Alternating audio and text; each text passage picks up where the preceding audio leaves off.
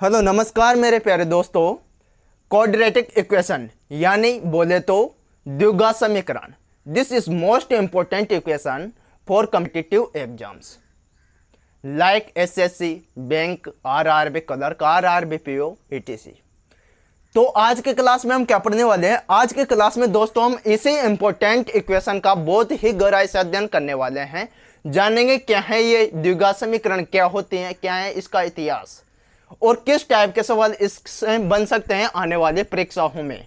तो जानेंगे बहुत ही डिटेल से, तो बने रहिए आप क्लास के एंड तक। ओनली 4 बातें याद रखनी है आपको इसमें, और कुछ नहीं, बस 4 बातें याद रख ली अगर आपने, तो आप परीक्षा में आने वाला कोई सा भी सवाल हल कर सकते हो। तो वो 4 बातें कौन कौन से हैं, कौन कौन से वो 4 कॉन्सेप्ट जिनको आप अगर पढ़ लेते हो तो आपका कोई भी क्वेश्चन गलत नहीं जाएगा मेरे दोस्त।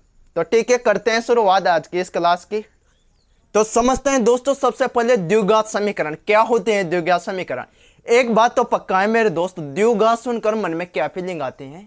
मन में बस ये फीलिंग आती है कि द्विघात यानी कि दो घात होना तो पक्का है। इसमें क्या है? दो घात होना तो पक्का है कि जिस समीकरण के दो घात लगी होगी उसको हम द्विघात समीकरण बोलते हैं। हाँ, ये तो सभी को ही पता है, ये तो कक्षा 1 के क्लास के बच्चों को भी समझा दो तो वो भी बता सकता है। लेकिन आखिर होते क्या है द्विघात समीकरण, तो समझते हैं उसको। देखिए, कोई भी समीकरण ax² plus bx plus c, इस टाइप के समीकरण को हम द्विघात समीकरण कहते हैं। अब इससे क्या समझे आप? इस टाइप की कोई भी समीकरण, कोई भी दे दो आप, कोई भी समीकरण आपको दी जाए और यहां पर a, b और c 3 पद हैं, a, b, c, और ये तीनों पद क्या हो सकते हैं? ये संख्याएं हैं। और कौन सी संख्याएं मेरे दोस्त? वास्तविक संख्याएं। यानी कि जहां पर a, b, c वास्तविक संख्याएं होनी चाहिए, कोई भी काल्पनिक संख्याएं नहीं होनी चाहिए मेरे दोस्त। वास्तविक संख्या जो माइनस अनंत से लगाकर प्लस अनंत तक चले उन्हें हम वास्तविक संख्याएं कहते हैं। यानी कि जो मैथ्स में वर्तमान में विद्यमान हैं, जिनको हम देख सकते हैं, सोच सकते हैं, उन संख्याओं के बारे में, ऐसे संख्याओं को वास्तविक संख्या कहते हैं। तो यहाँ पर ए बी सी कौन सी संख्या है? वास्तविक संख्या है। अब अगर हम बात करते हैं द्विघात समीकरण की, तो द्विघात समीकरण का मुख्य रूप होता है, वो होता है मेरे दोस्त ये -b plus minus √b² minus 4ac upon 2a। ये होता है द्विघात समीकरण का मेन रूप। यानी कि यहाँ पर जो ये है b² माइनस 4ac, इसको लिख सकते हैं हम d के बराबर, d बराबर b² माइनस 4ac। और इसको बोलते क्या है? हम इसको बोलते हैं डिस्क्रिमिनेंट, यानी कि विविक्तिकर, इसको बोला जाता है विविक्तिकर। ठीक है मेरे दोस्त, यहाँ पर अलग अलग ये बन सकते हैं, मतलब तो इसको क्या बोलते हैं हम? डिस्क्रिमिनेंट यानी कि विविक्तिकर। दो चीजें यहां समझना जरूरी है, एल्फा और बीटा। क्या है ये एल्फा बीटा? एल्फा और बीटा को बोलते हैं हम द्विघात समीकरण के मूल। और हमें जब द्विघात समीकरण सोल्व करने होते हैं तो द्विघात समीकरण को सोल्व करने से मतलब है कि उसके मूल निकालना ही हमारा आंसर होता है मेरे दोस्त। मूल्य निकाले जाते हैं, यानी कि एल्फा और बीटा निकाले जाते हैं। और एल्फा बीटा कैसे निकाले जाते हैं? जब यहाँ प्लस ले लो आप, -b plus √b² minus 4ac upon 2a, तो आपका एल्फा निकल कर तैयार होता है। जबकि आप यहाँ minus low, -b minus √b² minus 4ac upon 2a, तो आपका बीटा निकल कर कंप्लीट होता है मेरे दोस्त। और ये एल्फा बीटा निकालना ही हमारा मेन उद्देश्य होता है, यानी कि x के वैल्यू एल्फा बीटा ही है मेरे दोस्त। और प्रत्येक द्विघात में यानी कि इसका आंसर भी 2 ही होते हैं मेरे दोस्त। x के वैल्यू 2 निकल कर आते हैं और 2 ही आंसर होते हैं। ठीक है, तो समझते हैं किस टाइप के सवाल बन सकते हैं आपके परीक्षा में। ठीक है, हाँ तो मेरे दोस्तों कॉन्सेप्ट समझिए आप। सबसे पहले कॉन्सेप्ट क्या है कि एल्फा और बीटा मूल वाला समीकरण, 2 मूल होते हैं एल्फा और बीटा, और इसका समीकरण क्या बनता है? वो बनता है x² minus alpha plus beta और x प्लस एल्फा बीटा। यह समीकरण बनता है। अब सवाल कैसे पूछेगा आपको? मेरे हिसाब से कोई समझ में नहीं आया, मैंने क्या बताया आपको, कुछ समझ में नहीं आया, लेकिन समझते हैं इस सवाल के माध्यम से किस टाइप से सवाल पूछता है आपसे एग्जामिनर, वो बताता हूं मैं आपको। सवाल पूछेगा आपसे कि अगर किसी समीकरण के मूल एल्फा बराबर 2 और बीटा बराबर 2, यानी कि 2 मूल दे देगा कि कोई समीकरण दिए हुए हैं, उसके मूल हैं 2 और 3, 2 मूल दिए हुए हैं। तो इसके समीकरण निकाल के बताओ कि समीकरण क्या बनेगी, यही आपका सवाल होगा। तो कैसे बना सकते हैं हम? हमें पता है कि एल्फा और बीटा मूल वाली समीकरण बनते हैं x square minus alpha plus beta x plus alpha beta. ये है एल्फा प्लस बीटा एन के मूलों का टोटल और ये है मूलों का मल्टीप्लाई। तो मुझे कुछ नहीं करना है, इनका टोटल क्या होगा, 2 + 3 = 5 और 2 × 3 कितना होगा, 6। यानी कि मुझे सबसे पहले निकालना क्या होगा, इनका एडिशन और इनका मल्टीप्लाई। तो एडिशन क्या है, मेरे पास 5 है और मल्टीप्लाई क्या है मेरे दोस्त, 6 है। अब बस इसके वैल्यू में यहाँ समीकरण में पुट कर दूंगा जिसमें मेरे समीकरण बनके तैयार हो जाते हैं और यही अपना कॉन्सेप्ट है मेरे दोस्त। यही तो आपसे परीक्षा में पूछेगा एग्जामिनर, ज्यादा मत सोचो कि बाहरी वाला सवाल पूछेगा, यही सवाल पूछेगा। ये जैसे बैंकिंग कोई सा भी एग्जाम उठा लेना आप मेरे दोस्त, यही सवाल आपके परीक्षा में आएगा। तो मुझे कुछ नहीं करना है, एक्स स्क्वायर की जगह एक्स स्क्वायर रखूंगा मैं, माइनस की जगह माइनस, एल्फा प्लस बीटा कितना निकल के आया मेरे दोस्त, 5। तो 5 और एक्स की जगह एक्स, एक्स क्या है यहाँ पर, एक्स मल्टीप्लाई में मेरे दोस्त, ये आप याद रखना। इसको प्लस में मत कर देना या माइनस में मत कर देना, ये मल्टीप्लाई में है। और प्लस की जगह प्लस, एल्फा बीटा क्या है अपना, एल्फा बीटा है यहाँ पर 6 है, यानी कि एल्फा मल्टीप्लाई बीटा बराबर कितना है, 6। और ये अपने समीकरण बन के तैयार हो गए मेरे दोस्त। बस इतना सा ही तो कॉन्सेप्ट था, इसमें समझने वाले क्या बात है मेरे दोस्त, ठीक है दोस्तों। अब एक और कॉन्सेप्ट समझते हैं, धमाकेदार कॉन्सेप्ट। बस मैं कॉन्सेप्ट बताता रहूंगा और आप सवाल करते रहोगे और यही अपना रोल है मेरे दोस्त। बस मैं कॉन्सेप्ट बताऊंगा और आपका आंसर आ जाएगा। तो समझते हैं कॉन्सेप्ट। कॉन्सेप्ट क्या है मेरे दोस्त, जब मोल बराबर हो, यानी कि मोल यानी कि एल्फा और बीटा बराबर हो, तो जो आपका डिस्क्रिमिनेंट होता है यानी कि विविक्तिकर होता है वो 0 के बराबर होता है। अब इससे क्या समझे, समझते हैं सवाल के माध्यम से, आपके पिक्स खोपड़ी में बैठेगा मेरे दोस्त। देखिए 9x² - kx + 81, ये कोई समीकरण है, द्विघात समीकरण, और जिसके मोल बराबर है यानी कि एल्फा बीटा बराबर हैं आपके, ठीक है। तो आपको निकालने के की वैल्यू, बस ये सवाल पूछेगा आपसे एग्जामिनर, ये मैं बोलता हूं आपसे, ये सवाल पूछेगा, ठीक है। तो मुझे क्या करना है, जब डिनोमिनेटर बराबर 0 कर देते हैं, हम क्या करते हैं, 0 कर देते हैं, तो मेरे दोस्त डिस्क्रिमिनेंट क्या होता है अपना, b² - 4ac।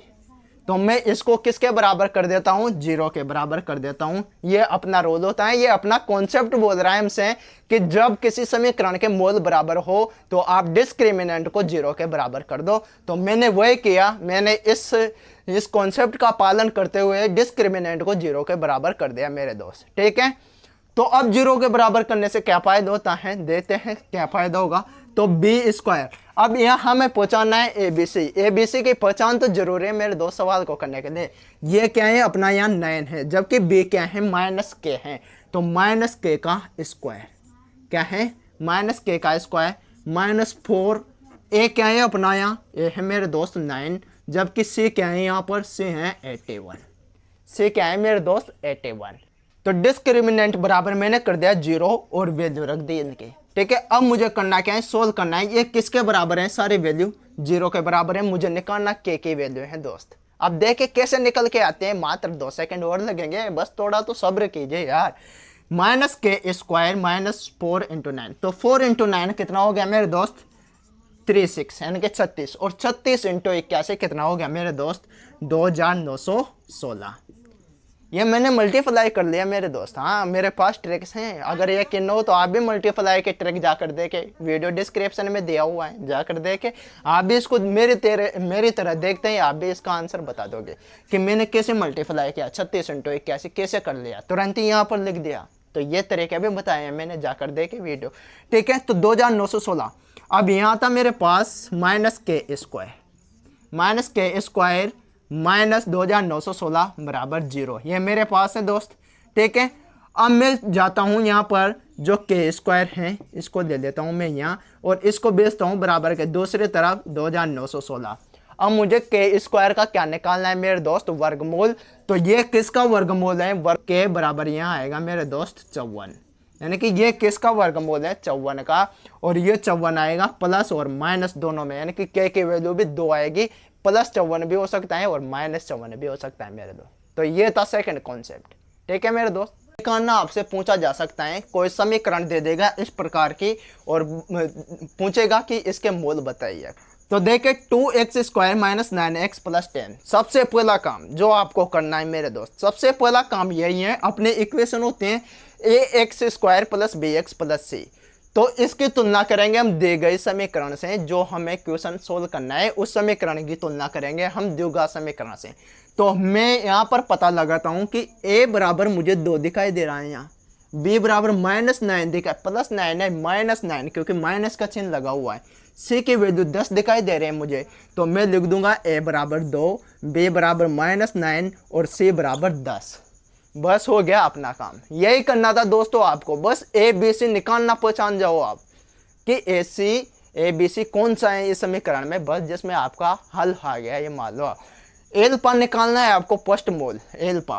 तो माइनस बी क्या है अपना यहाँ पर -9। जब माइनस को माइनस में जोड़ता हूँ मैं, माइनस को माइनस से मल्टीप्लाई करता हूँ तो प्लस का 9 हो जाता है मेरे दोस्त। क्या हो जाता है? प्लस का 9। प्लस की जगह प्लस रखूंगा मैं, रूट b का स्क्वायर, यानी कि b क्या है अपने पास -9। तो -9 का स्क्वायर कितना होता है? 81। कितना? 81। -4 की जगह 4 रखूंगा। अब a इंटू सी, तो a क्या है अपने पास 2 और c क्या है 10। तो 2 इंटू 10 कितना मेरे दोस्त? 20 और बटा 2a, यानी कि 2 और a क्या दिया है अपने पास? 2। ठीक है, अब बस मुझे कुछ नहीं करना है, इसको सोल्व कर देना है जिसमें अपना आंसर आ जाएगा। तो 9 प्लस 81 माइनस 80 करूंगा मैं तो 1 बचेगा अपने पास। क्या बचेगा? 1 बचेगा। तो 9 तो यहाँ बचा, प्लस 1 यहाँ पर बच गया। भाई रूट 1 का रूट भी क्या होगा? रूट 1 का वर्गमूल क्या होता है? 1 ही होता है। तो 9 प्लस 1 और 2 इंटू 2 कितना? 4। तो यह बनता है अपने पास 10/4।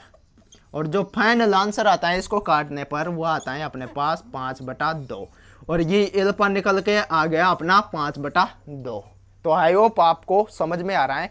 अब बीटा कैसे निकालोगे आप? बीटा भी सेम तरीके से, इसी प्रकार से आप बीटा निकाल सकते हो, वो मैं बताता हूं आपको दोस्तों। अब सेम तरीके से मैं बीटा भी निकाल सकता हूं, और वो कैसे? मुझे बस एक चेंज करना है कि मैं प्लस की जगह इस फॉर्मूले में माइनस कर दूंगा, जिसमें अपना बीटा निकल जाएगा। अब माइनस बी, तो बी की वैल्यू तो -9 है, तो माइनस और -9 मल्टीप्लाई होगा तो क्या होगा मेरे दोस्त? पूरा 9। माइनस की जगह माइनस रख दूंगा मैं, रूट b² -4ac। तो b क्या है अपना यहाँ पर? -9। तो -9 का स्क्वायर 81 और -4ac। तो -4ac कितना? वही 1। तो यहाँ पर आएगा 9 - 1/4। तो 9 - 1 8 हो गया और अपॉन 4। तो ये कितने बार? ये कटता है मेरे दोस्त 5 बार, 2 बार। तो आगे अपने दोनों मूल निकल कर, फर्स्ट मूल क्या था अपना? 5/2, जबकि सेकंड क्या निकलता है? 2। तो इस तरीके से आप किसी भी द्विघात समीकरण के मूल निकाल सकते हो। तो दोस्तों आज की क्लास में हमने क्या सीखा?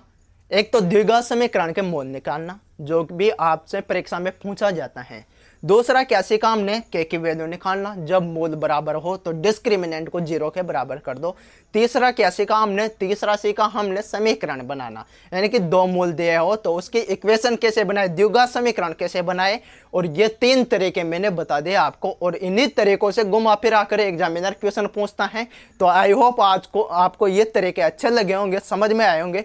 तो आज के लिए इतना ही, मिलते हैं नेक्स्ट क्लास। तब तक के लिए सभी को सादर वंदे, राम राम मेरे दोस्त।